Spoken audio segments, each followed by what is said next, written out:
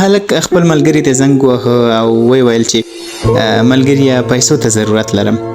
مور مې مریضه ده او ما سره د دوا لپاره پیسې نشته. ملګري ورته وویل سمه ده ته فکر مه کوه سهار ما ته زنګ ووهه. لیکن سهار چې هغه ورته زنګ وهي د هغه نمبر بند و. هغه بار بار د زنګ وهلو هڅه وکړه.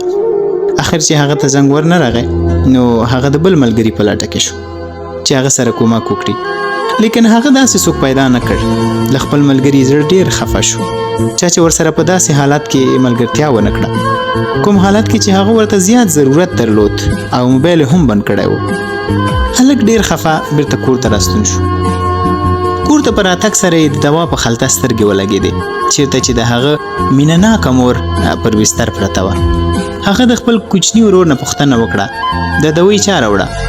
کوچني ورور یې ورته وویل ستا ملګري د ډاکټر نسخې پسې راغلی و او دا دوا یې ځان سره راوړه او ستا له راتګ نه لږ مخکې لاړه. هغه مسکی شو او په سترګو کې اوښکې ډنډ شوې.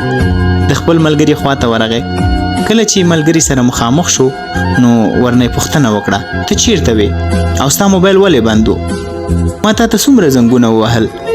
ملګري ورته وویل یاره ما خپل موبایل خرڅ کړ او ستا مور ته مې دوا واخیسته. ملګرو اصلي ملګری د ورور په شان وي، بس یوازې دومره فرق وي چې هغه د بلې مور نه زیږېدلی وي.